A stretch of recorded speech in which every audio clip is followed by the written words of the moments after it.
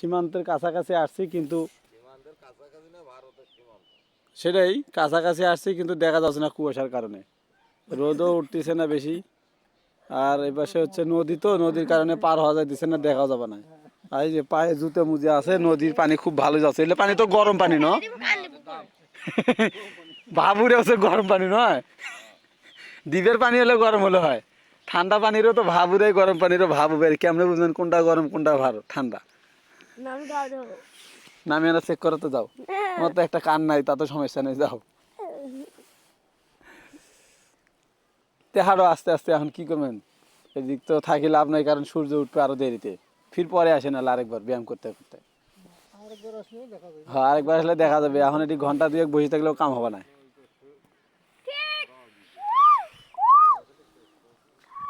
এটা হচ্ছে বাংলাদেশ ভারতের শেষ সীমানা। এই যে এই পাশে যে আমরা যেখানে দাঁড়ায় আছি, এগুলো হচ্ছে বাংলাদেশের লোকজন আবাদ করে, বাংলাদেশের জমি। আর এই যে এই পাশে, এই নদীর ওই পাশে যেগুলো আবাদ করে, এগুলো হচ্ছে ভারতের জমি, নিজস্ব ওদের। ওরা আসি আবাদ করে নিয়ে যায়।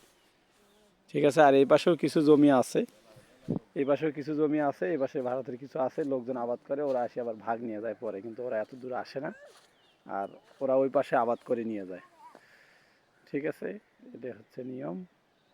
যাই হোক, কার কোন পাশে কেমন পরিস্থিতি, এটা হচ্ছে নিজেদের ওপরে নির্ভর করে। নিজেরা যেভাবে চলবে ওইভাবে চলাবে আর কি, তাছাড়া আর কিছুই না।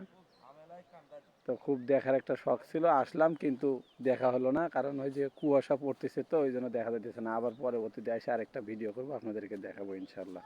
ঠিক আছে। আর আমাদের এলাকায় যে নদী নালাগুলো আছে, অনেক বড় বড় নদী আছে, কিন্তু সেগুলোতে পানি নাই, পানি চলমানও নাই।